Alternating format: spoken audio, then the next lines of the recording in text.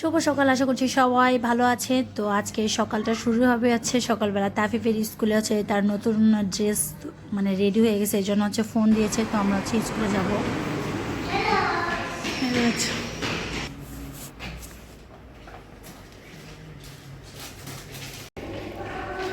এই যে আমার ছেলে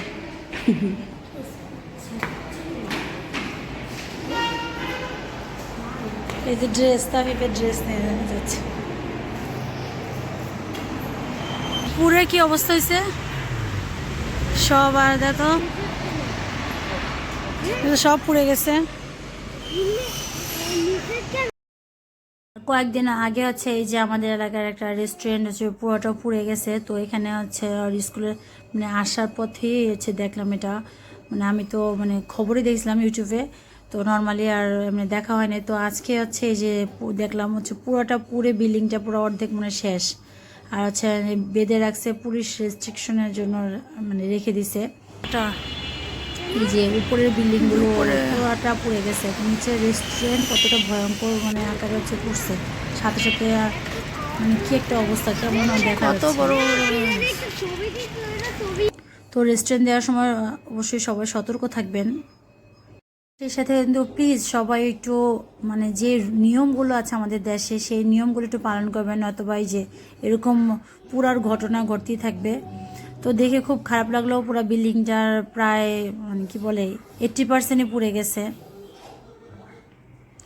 আর এই তো ওইখানে কিছুক্ষণ দাঁড়িয়ে থাকার পর এই যে আমরা চলে আসছি, তাই ওদের ঝালমুড়ি খাবে। তো ওই জন্য ঝালমুড়ি নিচ্ছিলাম। মা এই চাইনিজ এখানে কি দিতে পারে খাবার, চাইনিজ খাবার, হ্যাঁ চাইনিজ খাবার সিদ্ধ, শুধু সিদ্ধ খাবার, এগুলো খাওয়া নিষেধ। খাবা আজকে বাসায় গিয়ে আমার শাক সিদ্ধ, বাজি সিদ্ধ সব সিদ্ধ করে দেবো। ওকে, মাছ সিদ্ধ, চাইনিজ খাবারটা এটাই। ওরা তো সিদ্ধই খায়, ওরা তো এগুলোই খায়, ওরা সিদ্ধ কাঁচা মাছও খেয়ে ফেলে।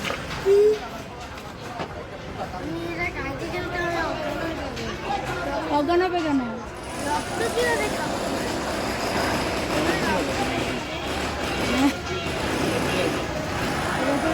চাইনিজ খাবার তুমি বলো না খাবে, চলো যাই বাসায় গিয়ে আজকে ট্রাই করো, তারপরে দিন রেস্টুরেন্টে নিয়ে যাবো।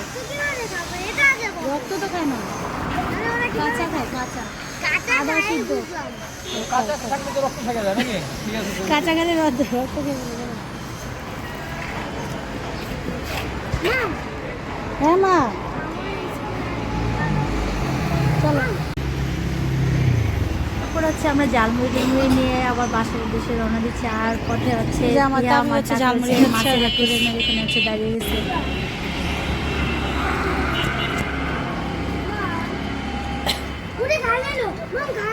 খেয়ে ফেলছে, খাওয়া হলো না, খেয়ে ফেলছে মুড়ি।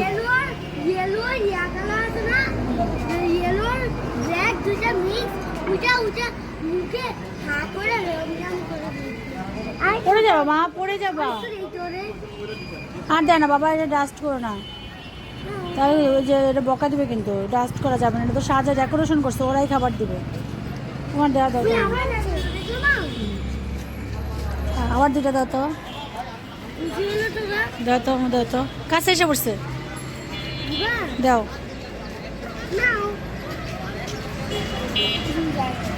দেখে নাই, চল বলো।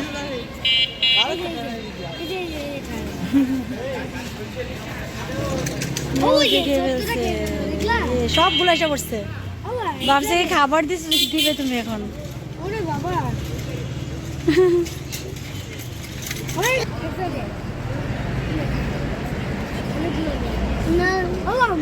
যুদ্ধ লেগে গেছে খাওয়ার জন্য,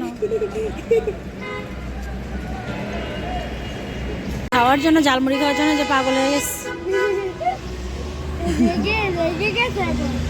চলে আসছি আমরা বাসায় স্কুল থেকে, নামবো। আমরা আসার পথে একটা আমার স্কুলের সামনে একজন মাছ, আমি একটা দিছি, মা বলছিল ওরা খাবে না, মাছটা এত ভালো, একজন খাইছে, পরে সবাই বলছে অনেক মজা হয়েছে, সবাই মারামারি চাবিটা খুলো। এই তো আমার বাবার স্কুল ড্রেস চলে আসছে আলহামদুলিল্লাহ। এই যে স্কুলের নতুন ড্রেস, এই যে নতুন ড্রেস চলে আসছে। এই যে এসে খেলাধুলা শুরু করে দিস। এটা কি বানিয়েছ? অনেকগুলা বল আছে। এইটা এরকম করে না বাবা, স্কুলে যখন যাবা তখন পড়বে, এখন নষ্ট করো না। আমি সবগুলো ক্লে দিয়ে বানিয়েছি। কোনটা বানিয়েছিলাম? সবগুলো ক্লে, 6টা আমার কাছে আছে।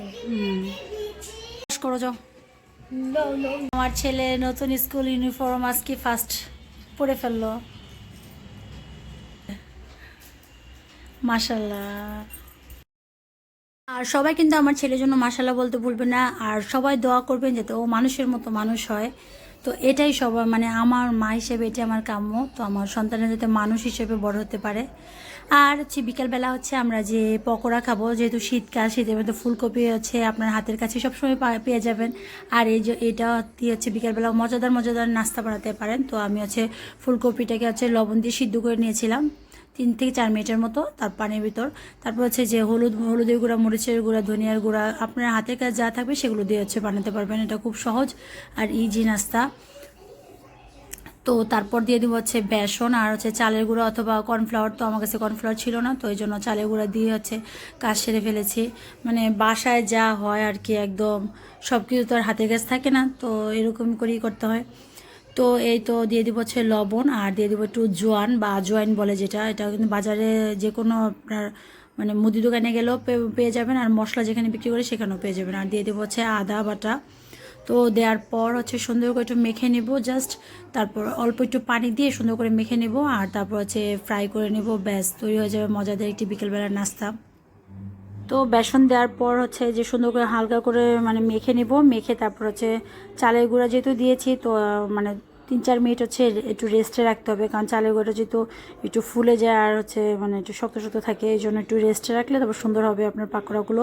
আর যদি কর্নফ্লাওয়ার দেন তাহলে সাথে সাথে কিন্তু ভেজে ফেলতে পারে। ও সাথে আবার ধনেপাতাও দিয়েছিলাম।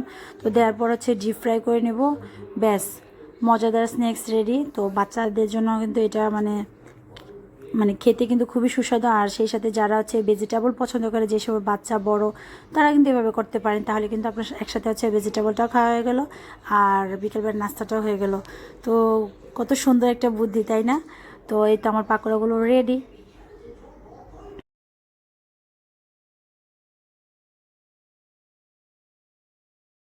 তো পাকোড়াটা রেডি, তো সেই সাথে হচ্ছে সস দিয়ে দিয়েছি। এখন হচ্ছে আমরা খাওয়া দাওয়া করব। আর মাসাল্লাহ আমার তাফিফতে আমি তো আমাকে 10-এ 10 দিয়েছে, আরও বেশি থাকলে তাও দিত। ওদের কাছে নাকি এত এত ভালো লেগেছে। আর এই যে ছোট্ট একটা সবুজ কালার দেখছেন, এটা কিন্তু আমার ছেলে আমাকে বানিয়ে দিয়েছিল ক্লে দিয়ে, ছোট্ট একটা গাছ।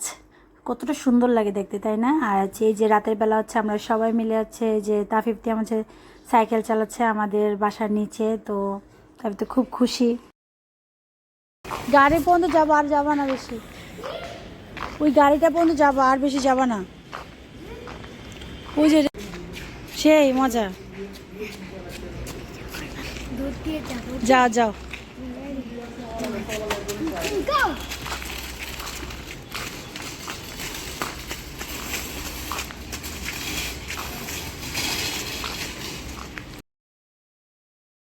বাচ্চারা খেলাধুলা করতে করতে এতটা টায়ার্ড হয়ে গেছে, তো বাসার কাছে হচ্ছে এই যে চিতই পিঠা তৈরি করে, তো চিন্তা করলাম হচ্ছে এটা চিতই পিঠা খাইয়ে দিই, মানে তাহলে হচ্ছে মানে তাদের টায়ার্ডনেসটা একটু কমবে। তো আবার যে এটা ডিম চিতই নাকি খাবে, এটা ফার্স্ট টাইম তাকে খেলো, তো ওর কাছে নাকি দেখে খুব ভালো লাগলো। তো এমনি নর্মালি চিতই পিঠা খেতে চায় না, তো এটা কিন্তু খুব পছন্দ করেছে আলহামদুলিল্লাহ। কেমন বাবা? খেয়ে দেখো, বিসমিল্লাহ বলো। বিসমিল্লাহ বলতো।